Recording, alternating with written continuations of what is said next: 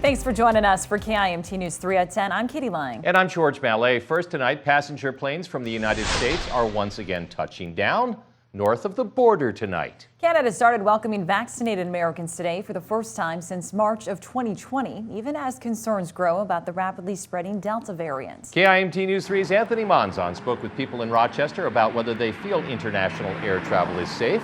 Anthony?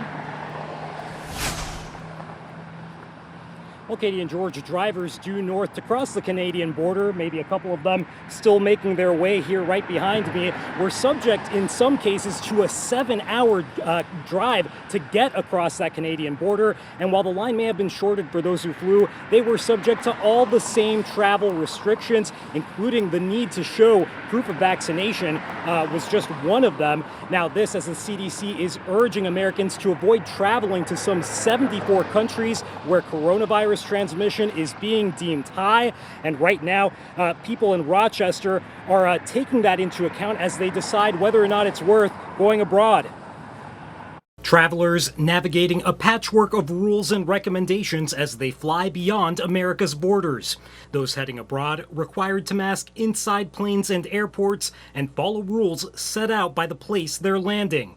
On their way back, everyone, including American citizens, needing to show proof of a negative COVID test result within 3 days of their return or documentation of their recovery from coronavirus in the past 3 months. We need to be smart. We need to be safe.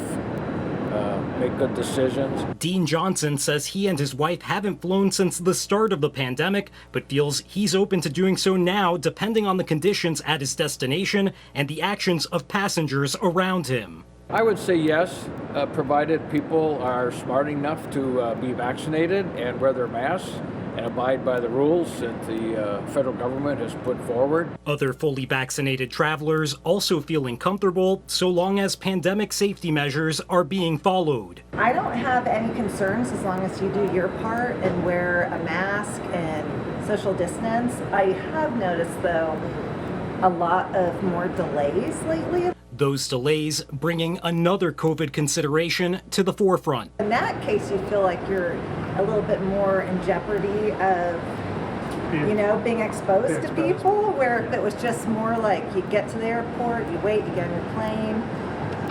I probably felt safest out on the plane more than the airport because there was just less people. Johnson, meanwhile, says the Delta variant is different and there's one new risk in particular to be taken seriously. I think the real concern this time is the children or grandchildren, how that might affect them. I know people have taken a second look at being vaccinated because of that situation. And this afternoon, I spoke with a travel agent here in Rochester who says bookings are not slowing down, and if anything, they're actually speeding up. She says she believes people are getting some mixed messaging because of coronavirus, and some are just not buying in to these warnings about the Delta variant. She adds there's still plenty of pent-up demand for travel coming out of last year.